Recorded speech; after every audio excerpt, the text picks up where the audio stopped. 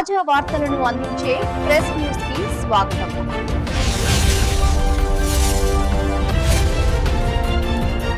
ఎడమవైపు పిల్ల సమ్మక్క తల్లి యొక్క వంశం గురించి తెలుపుతుంది. మొదటి బొమ్మ 5 పలకలు ఉంటాయి. అది సమ్మక్క తల్లి 5వ గొట్టు వారి రాజ్య సింబల్. రెండవది పూర్వకాలంలో కోయలు ఏ వంశం చెందిన వారు ఏ గొట్టు గోత్రం అని గుర్తుపట్టడం కోసం నుదుటి బొట్టు పెట్టుకునే వారి త్రిశూలం పోలిన ఈ గుర్తు సమ్మక్క తల్లి వంశం నుదుటి బొట్టు. 3వ సింబల్ 5 నిలువు గీతలు సమ్మక్క తల్లి 5వ గొట్టు వంశం అని తెలుపుతుంది. 4వ సింబల్ నక్షత్రం గుర్తు. సమ్మక్క తల్లి నక్షత్ర రూపంలో ఉంటుంది, ఆకాశంలో అని భావిస్తారు కోయలు.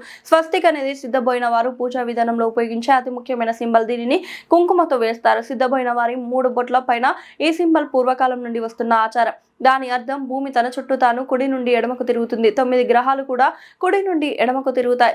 సముద్రంలో గాని నీటిలో గాని సుడిగాలి కుడి నుండి ఎడమకు తిరుగుతుంది. వృక్షాల తీగలు కూడా కుడి నుండి ఎడమకు తిరుగుతాయి. ఇలా ప్రకృతి సిద్ధాంతంలో ప్రతి కదలిక కుడి నుండి ఎడమకు ఉంటుంది. కాబట్టి ప్రకృతిని దైవంగా ఆరాధించే సింబల్ గా స్వస్తిక్ ని దైవంగా కొలుస్తాం. ఇది బయట సమాజం ఎడమ నుండి కుడికి వాడే సాధారణ స్వస్తిక్ కాదు. కింద ఇది ఆదివాసుల ఆలయం ప్రాంగణం అనేలా అడుగుతున్న కొమ్మలు నెమలి ఈకలతో కోయ నృత్యం చేస్తున్న సందర్భం.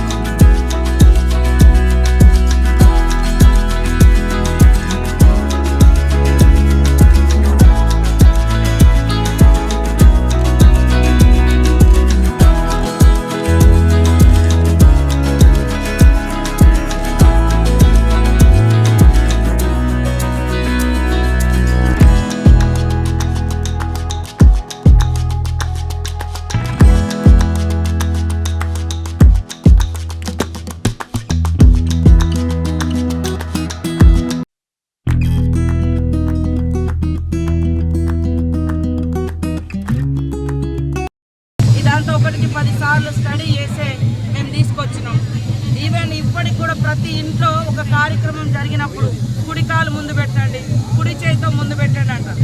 మరి ఇక్కడ బయట ఇప్పుడున్నటువంటి స్వస్తికు ఎందుకు లెఫ్ట్ తిరిగిందో మాకు తెలియదు, మేమేం అనట్లేదు.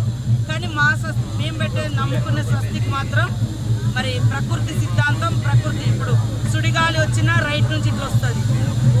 సముద్రంలో కానీ వాగులలో కానీ సుడి గుండాలు కూడా రైట్ నుంచి తిరుగుతూ ఉంటాయి. అట్లా భూమి కూడా తన చుట్టూ తాను తిరగడం కుడి నుంచి అనేది.